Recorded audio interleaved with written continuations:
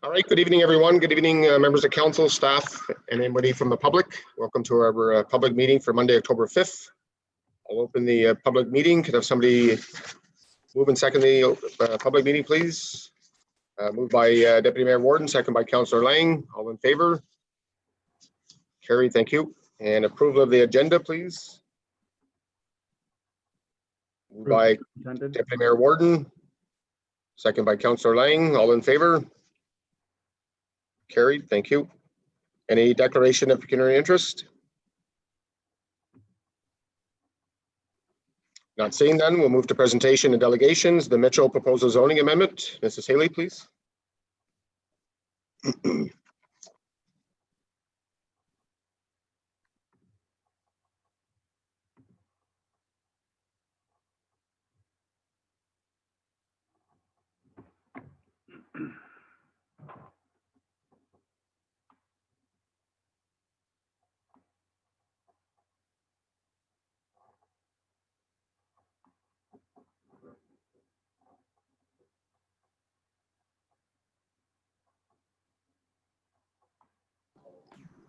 Mrs. Haley, I think you're muted.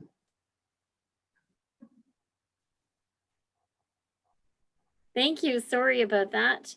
Good evening, everyone. Thank you for attending our public meeting this evening. My name is Joanne Haley, and for members of the public that are participating this evening by Zoom or by phone, you will be permitted to speak to the respective application following my presentation. Prior to speaking, please state your name and address for the record. For those of you who are participating by Zoom, you will be able to use the raise hand function, and the chair will call upon you if you choose to speak. I will now read formal wording that's required to be read under the Ontario Planning Act. So this is a hearing under Section 34 of the Ontario Planning Act. Any person may attend this hearing and or make written or verbal representation either in support of or in opposition to the proposed zoning amendment. If a person or public body does not make oral or written submissions at this hearing before the zoning amendment is decided upon, the person or public body is not entitled to appeal the decision of the Council of the Township of South Glengarry to the Local Planning Appeal Tribunal, also known as LPAT. If a person or public body does not make oral submissions at a hearing or make written submissions to the Township of South Glengarry before the zoning amendment is decided upon, the person or public body may not be added as a party to the hearing of an appeal before the LPAT unless, in the opinion of the tribunal, there are reasonable grounds to do so. So our first zoning amendment that we'll be looking at this evening is known as the Mitchell zoning amendment. This property is located at part of Lot L, Concession 1 front, being Part 1 in Reference Plan 14R 4370, located on the southwest corner of County Road 34 and South Beach Street in the village of Lancaster. This is a key map of where the property is located. And just to orient yourself, this is Highway 401 on-ramp, County Road 2, and our municipal office is right here. I've also included a zoning map in this location, and the reason why I did that is because you're going to see not only the location of the property, but also the surrounding zones of all the different properties, as well as the showing of the current zone that this property is located incorrectly in the floodplain zone. So this property is approximately 3.02 acres in size and is currently vacant. Future development will be accessed by South Beach Street and can be serviced by municipal water and sewer. The purpose of this zoning amendment is to rezone the subject property from floodplain holding to general commercial, as a topographical survey was completed that proves that the elevations of the subject property is above the floodplain. Therefore, it's no longer warranted to be in the floodplain zone. The subject property is currently designated commercial district in the county official plan and is located in the urban settlement area of Lancaster. I apologize for that. I have Glen Walter. And the proposed zoning amendment conforms to the official plan. The reason why the proposed zoning amendment conforms is because the commercial district supports any type of commercial type development. The United Counties, sorry about that. The United Counties of Stormont, Dundas, and Glengarry were circulated on this application simply because the property fronts onto the county road. And I've not received formal comments to date from the United Counties. That's okay. There's still time for them to comment. And it's important for them to review this property and make sure that they're satisfied with the proposed use. And they also do understand that entrance would be required on off of South Beach Street. And that's actually a requirement of the Ministry of Transportation. So the Ministry of Transportation of Ontario was also circulated on the application. And the reason is anytime any development is proposed within 800 meters of an MTO highway, or in this case, it would be the Highway 401, we are required to notify them in writing of the proposed amendments. I did receive a response from the ministry. They have no concerns with the principle of the proposed zoning amendment. This is often their comments at this stage of a process, and they do have very specific requirements if and when development were to occur, and that would be through the site plan control process. The RCA was also circulated on this application. They have also provided formal written comments. They support the zoning change for the area that's above the floodplain because they do recognize that this area was mapped incorrectly. The reason why it was probably mapped incorrectly is because the mapping we have for floodplain comes from the province and is dated between 1989 and 1991. So it's not always currently reflective of has occurred on site or what's occurring on site today. The RCA has pointed out that there's a very small area of the very southern portion of the property that remains in the floodplain. That's simply because it would be located below the floodplain level. And they've requested in their comments that this area remains zoned as floodplain. I'm just going to highlight this for you. So when I look at the topographical mapping and review it with the RCA comments, it's this area in here that they feel needs to remain in the floodplain zone. So I guess the positive thing about this is all of this area is still available for development. If this remains in the floodplain, it won't prevent development on the site. And if and when, I shouldn't say if, when I bring this report back to council for consideration, I will make sure that the report considers this, as well as the proposed zoning mapping differentiates between the proposed commercial zone and then the area that the RC is recommending to remain in the floodplain zone. So the zoning amendment will be subject to a decision of council. A staff report including a recommendation will be brought to council for a decision at an upcoming meeting. I'm anticipating this to be dealt with at the November 2nd meeting, and that's really to give more time to the United Counties to provide comments. And if this application is approved, any development proposed on this site is subject to site plan control, not only because of our site plan control bylaw, but that is also a requirement of the Ministry of Transportation. And that's also required before we can issue a building permit. So all public comments must be received on this application by October 16th, 2020 at 4 p.m. in order for me to be able to advance the application. So I'd be happy to answer any questions, Mr. Mayor. Okay, thank you, Mrs. Haley. Is there any comments or questions from members of council? I see Deputy Mayor Warden, go ahead.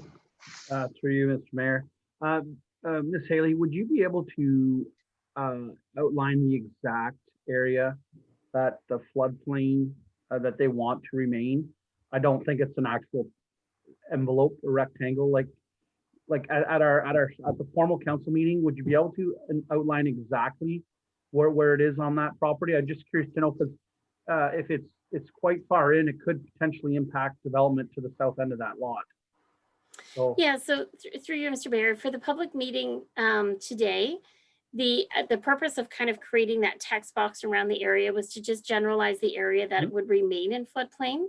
When this comes before council, the map will be very specific to show the proposed area for general commercial zone in pink, and then the area that must remain in floodplain. And this will actually be done by GIS, so it'll be a little more technical than what I did for the purpose of the presentation, and it'll be based on the survey and the elevation of the property. thank you very much. Yeah. Okay, thank you. Any other questions from members of council? Councillor McDonnell? Through you, Mr. Mayor, just to be clear, Ms. Haley, that section is being requested by the RCA? They're requesting that we leave it in floodplain, or was it proven that it's out of the floodplain? Through you, Mr. Mayor, it was requested to remain in the floodplain because when reviewing the topographical survey, the elevations of that portion of the property prove that there's a small portion still within it. So therefore, it should remain in the floodplain component. Thank you. Councillor Jaworski? Thank you, through you, Mr. Mayor. Ms. Haley, I have a couple of questions. My first question has to do with the mapping. When you show the map of the property in question, it looks like, I mean, and this is why I'm hoping you can clarify for me. It looks like there's another property or another lot that's to the south. I guess it'd be to the southeast, like between Military Road and that lot. Am I reading that correctly, or is that like an allowance for the highway and the ramps? The off ramp. Yeah, so through you, Mr. Mayor, that area is owned by the Ministry of Transportation, and that's owned and left undevelopable to protect the on-ramp of the 401. Okay, so this lot is as close as it can be to. That's Military correct. Road. And that's one of the reasons why entrance has to be off of South Beach Street, because they actually don't have public road frontage onto County Road 2 or Military Road. Right. My other question it has to do with some questions that members of the public have asked me that I'll ask on their behalf to get clarification.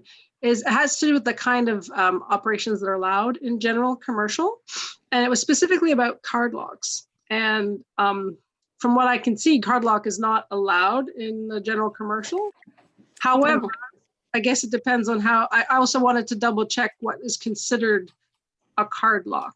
You know what, I read our definition, but I just want to double check because there are, there's the Flying J variant. There's the one off Somerstown Road that is much more unmanned. I'm wondering, how that rule is applied specifically. So you are correct that a card lock establishment is not permitted in the general commercial zone. It's only permitted in the highway commercial zone. So do you still want me to define what a card lock establishment is? Yeah, if you could, because No I'm problem. not sure if the definition is entirely clear as to what it would actually look like in reality. Okay. So I'll just review. So the card lock establishment means one or more pump islands designed for the retail sale of gasoline or diesel fuel using pumps which are operated automatically by customer access or similar card systems. So the reason why it states are operated automatically by customer access is because card lock facilities aren't required to be manned. They're not required to have commercial store, convenience store types. It can be a completely unmanned facility where your truck drivers that own a card associated to the card lock business can fuel at any hour of the day. So would that mean like a Flying J would not be considered a card lock because it's always manned? Well, in the Flying J's component, it's, in my opinion, is considered more to be a truck stop facility, or an automobile service station would be an appropriate term. And they could have a card lock component on site to that also. But because the Flying J has an open convenience store and a restaurant associated to it, it definitely warrants the automobile service station and truck stop type zoning. Thank you for the clarification. You're welcome. Okay, thank you. Any other questions or comments from members of council? Not seeing none. Ms. McDonald, is there anybody from the public that has their hand up? Not at this time. Okay, thank you. Is there anything else, Mrs. Haley, for that one? No, All thank you. good. Okay, thanks very much. Then we'll move to the Bedard proposed zoning amendment. Mrs. Haley.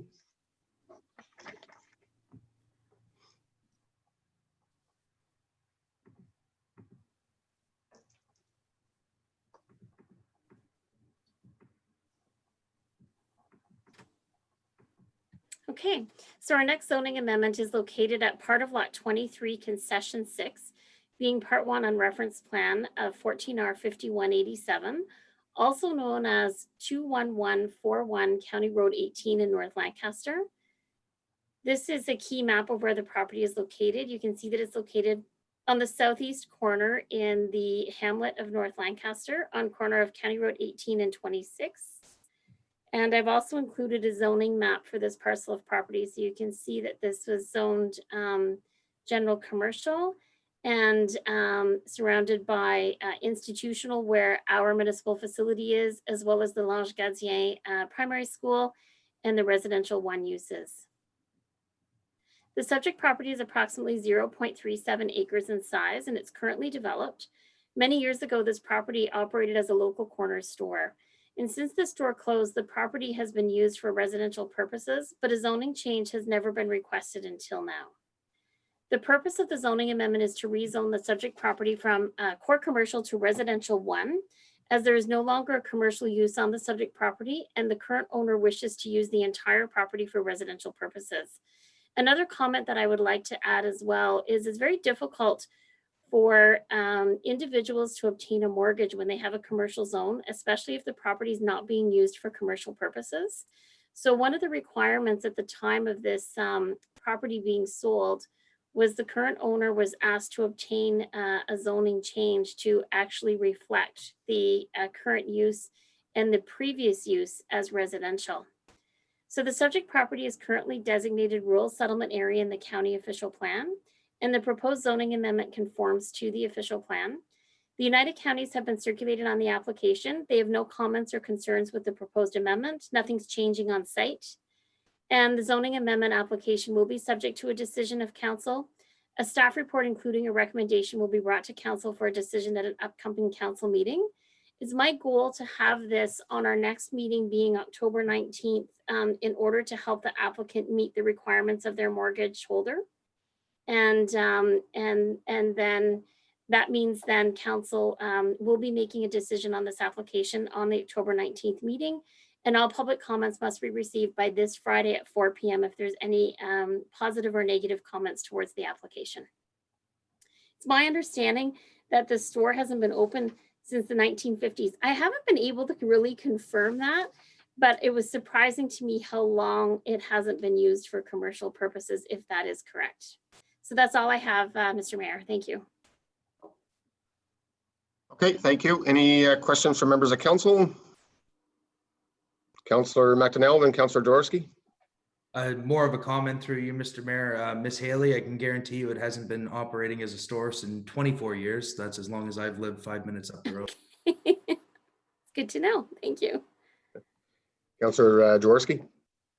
Thank you, through you, Mr. Mayor. Ms. Haley, could you just confirm again, what's the advantage for the owner to have it as residential versus commercial? So in working with this owner as well as other buyers prior to the property being sold, my understanding is when you have a property that's zoned commercial and is not used entirely for a business, it's very difficult to receive financing. And so in dealing with banks, they often recommend then to change the zoning because I've learned from them that commercial could be a scary word for them, even though the use is residential.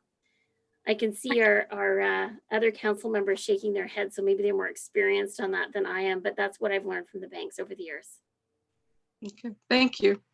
A lot of times I know institution banks are looking for 50% down. A lot of times when it comes to be commercial property. So that's an issue trying to sell a residential home that's zone commercial. So, okay, any other questions or comments from members of council? Not seeing none. Ms. McDonald, do we have anybody from the public? I don't see any hands up, Mr. Mayor. Okay, thank you. Nothing else, Mrs. Haley? No, thank you. All right, that'll be it for our meeting this evening. Can I have somebody adjourn this session of the meeting? Moved by Councillor McDonnell, second by Councillor Lang. All in favor? Meeting's adjourned. We'll see everyone at 7 p.m. Thank you. Thank you.